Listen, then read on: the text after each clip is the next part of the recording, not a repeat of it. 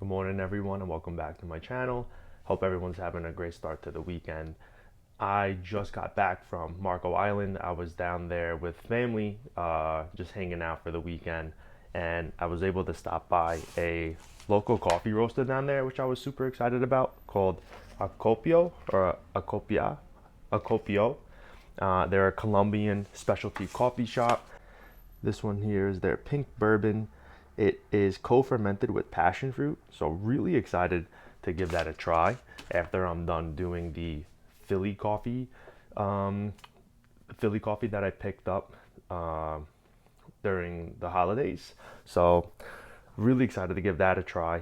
When I was there, I should have videoed it, but like the shop was really nice. They also specialize in Colombian cacao, and they have so many different brewing methods to provide for their customers on top of the espresso and lattes and everything else.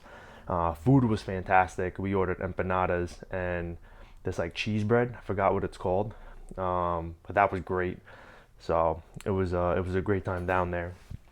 Another thing I'm gonna do, I may have mentioned this in another video, but also for Christmas, I received some coffee bags that aren't from like specialty roasters.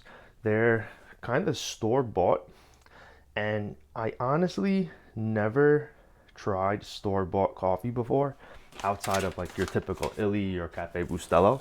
So I wanted to do a video or two using them and just seeing what it's like brewing with them in the Breville and seeing, like what the tasting notes are, if they're fresh, and kind of provide that feedback to you all to give you one idea of what you may be getting yourself into when purchasing them. But what this video was going to be about today is going to be about this guy here, Greenstreet Coffee. It's their Brazilian coffee from the Minas Gerais region.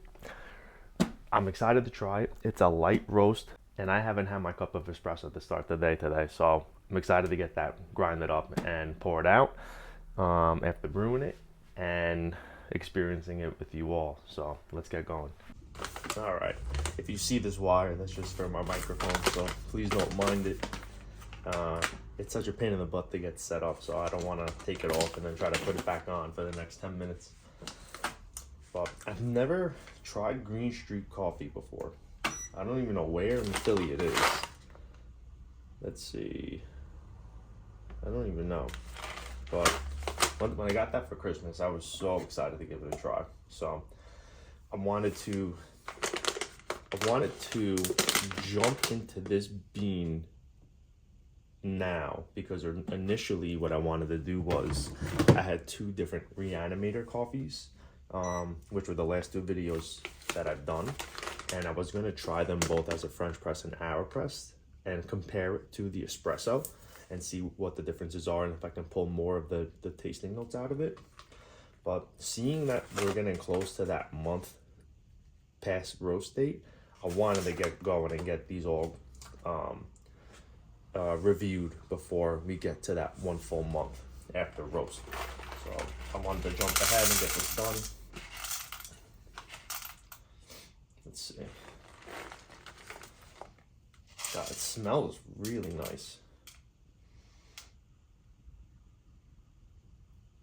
It's a smaller bean.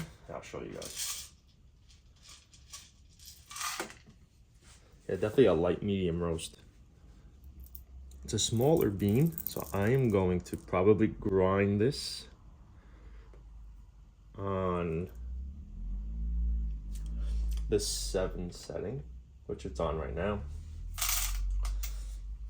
And I think for this brew session, right, what I want to do is I'm going to officially start recording on a Google Sheet the whole like grind setting and outcome. Like, was it a good pull, a bad pull, based on the grind being too fine or too coarse? And I want to try to start, like I was saying in the last video, I want to try to start getting some data collected so that in the future videos, after reviewing the data and trying new coffee out, I'll have a much better idea number wise that I could use to give a good judgment on how to dial it in first try instead of taking 2 or 3 tries to make it perfect. So obviously I got to measure the density and everything as well, but I think for now what I'll do is I'll just go by eye and just judge the density of the bean based on the size of the bean itself. So if it's smaller versus larger beans, I'm gonna just use the idea that the smaller the bean in a 19.5 gram or 19 gram measurement, you're gonna get more beans in that weight, which will create more a more dense puck possibly. So I'm gonna go with that theory for now. Obviously the easier thing I could do is just do the whole like density measurement where you like put, I think you put like coffee beans into like water or something. I don't know, I gotta read it again, but it's something to do with like measuring the density of beans by using how much of the bean takes up volume of water or something like that. I could be completely wrong. I don't exactly remember, but when I read that, I was like, there's got to be another way.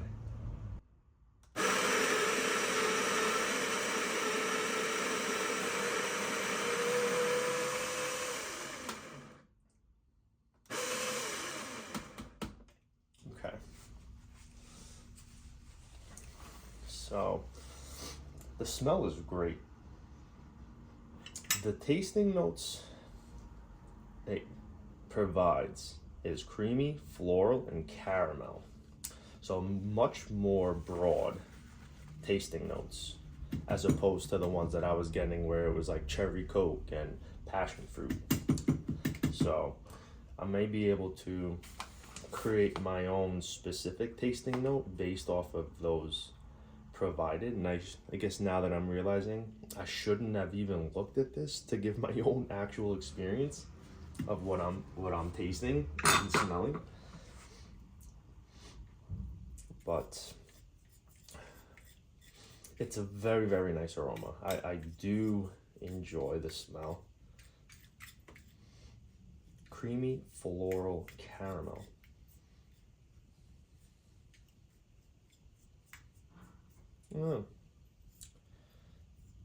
But either way, excited to try it. And today's my first day starting 75 hard. Quote unquote 75 hard. I'm gonna manipulate it a little bit just to make it a little bit more accommodating to the diet that I want to do versus following the whole no cheat meal, no cheat snack rule in the 75 hard. It could be something I consider to try later on this year, but I wanted to replicate the last 75 hard I did.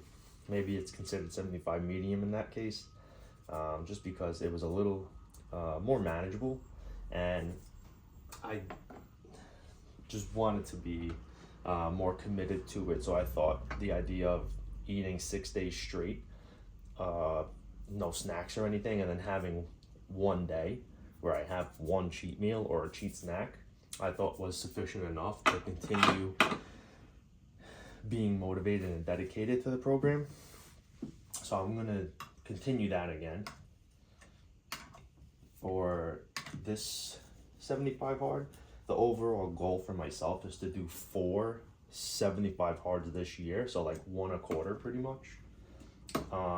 But in the hope of that, I'll just do it the whole year from today on. So we'll see. I'm hopeful. And my voice sounds like this not because it's early in the morning and I just woke up. This weekend I was in Marco Island with my dad and his side of the family. My one cousin was down there with her fiance, and we were just having a good time drinking and screaming and whatnot. Typical Italians. So my voice is a little gone. Okay, let me just. So based on what I'm seeing, it is definitely pretty low in the basket. the puck. So I don't know if 19.5 is gonna be good, but this is it. See how low that is? Like usually it's much higher on that basket wall. So we'll see what happens. The puck's pretty good. It's not perfectly level, but I think it'll be just fine. All right, let's see how this comes out.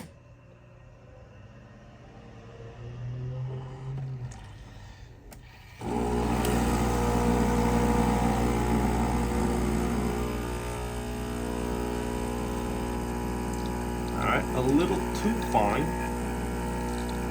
So we could jump to 8, which I'll be happy to do in this video. But we're currently at 10. I don't know if you can see the weight. 10, 12 ounces. The timer started much later. We got to be at least like 17 seconds in, 20 seconds in maybe. But we're still going to give this one a try, and we'll use this as the base, the benchmark.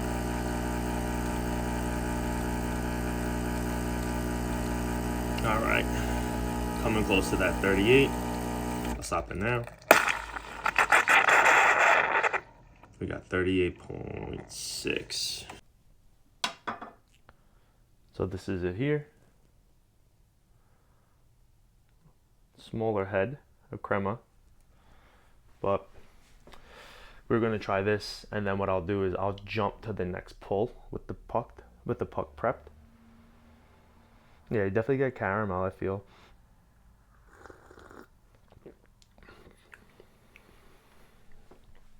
Florally and creamy.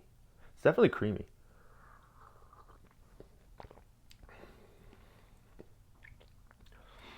Florally. I don't know what comes to mind when I'm tasting it. I guess I could see what it's saying. Like a light earthiness to it. I don't know if that makes sense. I definitely get creamy. It's very creamy. That's actually pretty cool. Okay, so definitely creamy. I do get caramel. But I can't really depict the other note that I'm experiencing. I always jump to say it's like, oh, that's gotta be zesty, but this doesn't really have any zesty tones to it. I don't know, that's pretty good. Maybe with the next puck prep, we'll get a little bit of a better pull with more defined tasting notes. So let's jump to that now, and we'll get a side by side comparison. All right, so I have the second puck prepped, and this was grinded one notch higher from 7 to 8 on the Baratza Sette 30. I did 19.5 grams again, and we're gonna see if it works. So we're gonna shoot for 39 grams at around, I would be happy anywhere between 20 and 30, preferably a lower 20s would be ideal. So let's see what happens. I'm gonna hold down the button a little bit, let it pre-infuse a little bit, and then once I see some come through, which we'll see soon, we'll let it go.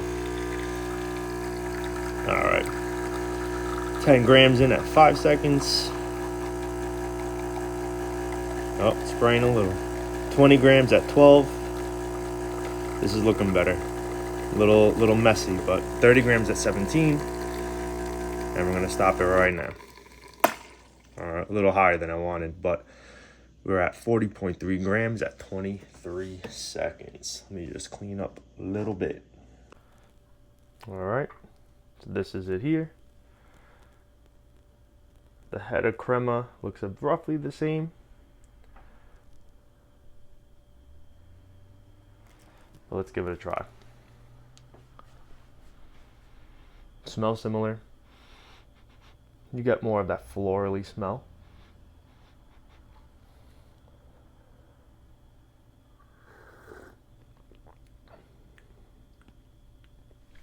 I would say it's roughly the same taste.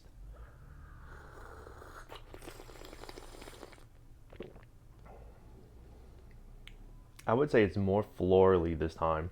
There is still that sense of creaminess, and I still do get caramel. I feel like caramel is more of like the finish. I really would love to like depict exactly what I'm tasting, but I did just start reading my book, how to taste coffee, and I have my notebook ready. I'm gonna start taking notes on that as well as my roasting book, and there's practices in there, and I'm gonna be sure to write them all down and study them. I can't I can't relate it to anything top of mind right now, but there's definitely some familiarities in the flavor that I'm tasting of that roast, but I think it's delicious. I think it's really good. I really would like to find out where they're located and stop by and have a cup in house. Um, Maybe that's like something I could start doing, is videoing content within the store. I always feel super embarrassed and shy doing something like that, having the camera out and videoing. So I definitely have to work up my confidence, and you'll see probably the progression of that over time. But I would like to film some content in store, because sometimes with some coffee shops, sometimes the way they serve you espresso is pretty cool. Like one of my favorite coffee shops in New York is Flux Coffee in Farmingdale, and when they serve you coffee, serve you espresso, you get a nice cup of espresso with a slice of orange right next to it and sparkling water in a glass, either to cleanse the palate before or after. And it's good. I love that. I think it's really cool and worth the price when you're getting the espresso, because it is a little pricier in New York. And I like that. I like that experience. And it'd be cool to show you all so that you have an idea of what you're getting for your money's worth when you're going to some of these coffee shops. So it could be an idea that I have, when implementing it into the channel or trying to grow the channel creatively. But yeah, I think that's really good.